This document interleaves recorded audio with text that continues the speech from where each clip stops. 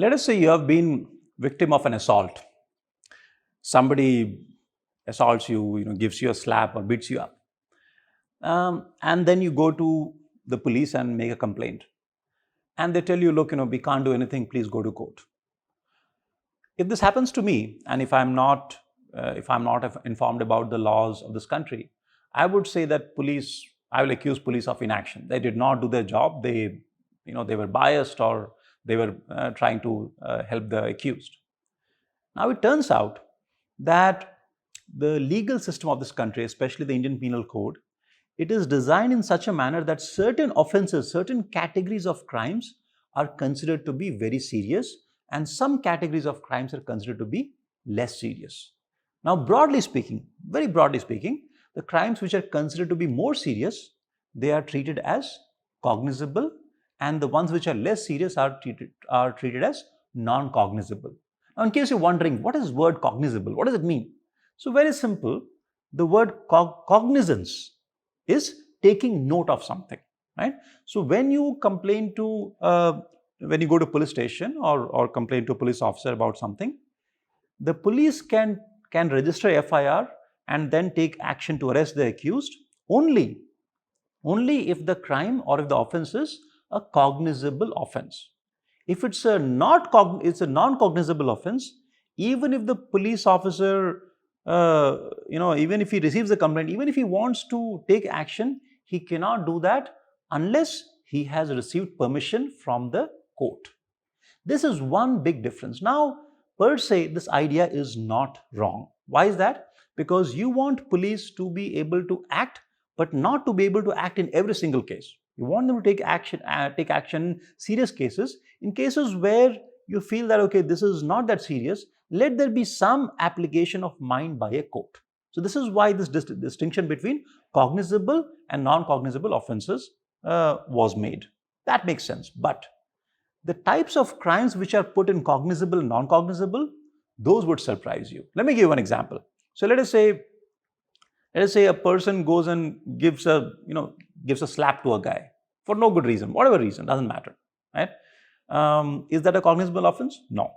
Now he gives him not one slap but 5 slaps. Is it a cognizable offense? No. Now let's say he kicks him.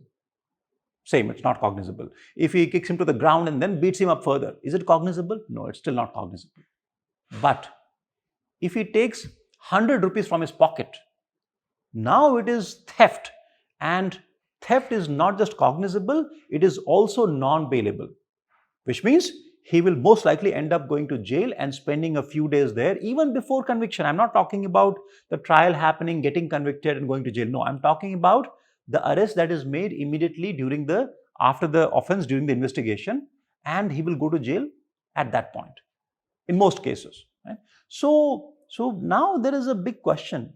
Why is it that somebody is beaten, is punched and beaten and slapped black and blue, and that is not a cognizable offense, whereas a theft of 100 rupees or 500 rupees or some small thing, that's a cognizable and a non-bailable offense? Why is that the case? Now it turns out that these are the biases in our criminal justice system which have been built over the last, I would say, in 19th century. Because these laws were first drafted by the British. Now think from the point of view of the British Empire. They are in India, they are running the country, they are the aristocracy, they are the big guys. And then you have Indians, who are typically poor and who are subjugated. So if you are the powerful guy, what do you want? You want protection against yourself, which means the crimes that you are likely to commit. So let's say your servant is saying something or did something, you didn't like it. You give him a slap, or you physically assault someone. Now those are crimes which would typically not be committed against a very powerful person. They'll be committed against normally a weak person. So those crimes are not cognizable. Whereas theft, whom will theft be committed against? Somebody who has money, somebody who's high up in the society. So those offenses have been made cognizable and non-bailable. Now I'm not trying to paint a conspiracy theory or say that everything is biased, everything is bad, or I'm not even saying IPC is totally bad. No, nothing of that sort. It's a very, very well crafted document, but then there are these kind of biases. So when you go to police station, if somebody has beaten you, unfortunately, police cannot take action against the accused, even if they want to. But then the next question is that what they do all the time? Unfortunately, there the answer is no.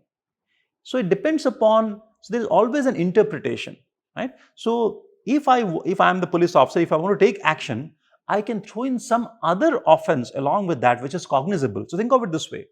Let's say a person commits a crime which attracts two different sections of IPC, or rather two different provisions of law. If one provision is cognizable, then police can take action against the whole thing.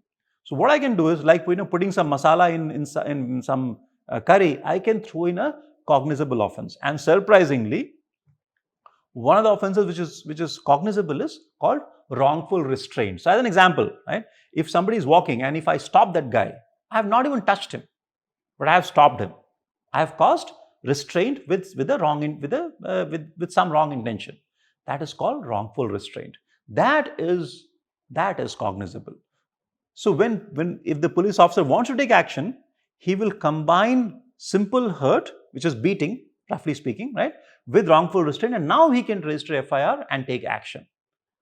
And I have even seen cases where when the person who was the victim was of very high stature or very well-known guy, they can then, so I've seen one case where somebody was pushed, right? Somebody was pushed by a bunch of people, and the complaint was made in such a manner that this person's neck was grabbed, and it was made an attempted murder case, which is like a very, very serious offense, which is cognizable and non-bailable, right? So there are these kind of interpretations which are possible, and the job of police is to look at the facts and decide what is the right provision of law. Unfortunately, like everything else in India, more than the facts, what matters is who is the person in front of you. So my summary of this whole thing is that it's not my case that police is always right or they are impartial. Sometimes they are, sometimes they are not. Both happen, right? But the legal system itself creates these very strong biases, and I think it is time that some of these biases get addressed. And when we have the next amendment of the IPC, there has to be some streamlining of these processes, of these kind of offenses and the related issues. So I'll be talking more about many of these things in coming videos, but I hope this was useful for you. And if you liked, please subscribe to the channel, and I'll see you soon in the next video. Thank you very much.